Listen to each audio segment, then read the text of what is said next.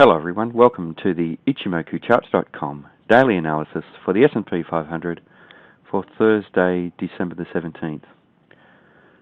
Well, a new first time frame downtrend for this market today, and yesterday we knew we had to keep an eye on the low of the previous candle for a potential change of trend. Of course, we had the strong downside price rejection from this zone of resistance, and that has happened. We have a candle with a lower high and a lower low, and a very bearish candle as well. The rejection from this area has been quite solid and quite negative to this market. We can see on 1, 2, 3, and now 4 occasions that every time that the market has sold off from this area, it's been quite a strong sell-off with a very large red-bodied candle. This large red-bodied candle means that the sellers have made some very strong net bearish progress on the day between the open and the close.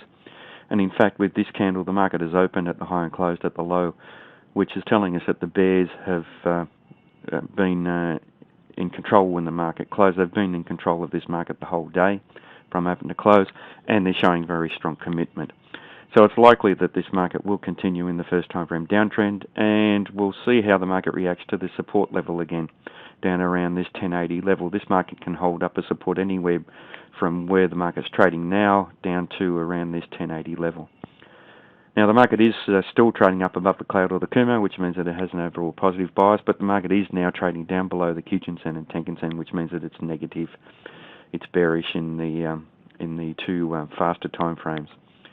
So we're getting conflicting signals, not a trader's market. The market is in fact trading within this very large range, and we will be waiting for a breakout from this range. This is a rectangle pattern, and there could either be a breakout to the downside or the upside. Considering that the previous trend was up, it's probably more likely that the breakout will be to the upside, but the trouble is we need evidence of that, and the only evidence that we're going to have of a breakout will be, or for the trend either continuing or reversing, will be the actual breakout.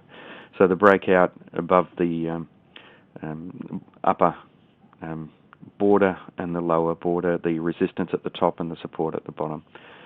The evidence will be a close, and if we have a breakout down below, then we'd prefer to see a very bearish close, and the opposite for the breakout to the upside. If it does occur, it would have to be a very bullish close for people to take some long trades based on that.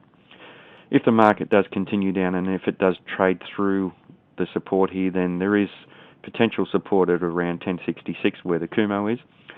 We need to bear in mind that the Kumo is very thin now around this area, so if the market does trade down through this region, and if it fails to hold at the support of the Kumo, then it may trade down to around this 1041 level, down to 1030, around 1020. So there are a lot of areas of solid support on the way down. If the market breaks out to the upside, then the next area of resistance it is at 1133.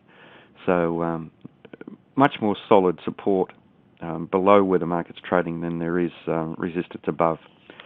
So all we need to do is be patient, look for a potential breakout. It may not occur quickly, but read the short-term dynamics as the market breaks out, and understand that there is potential for a trade depending on what your objectives are.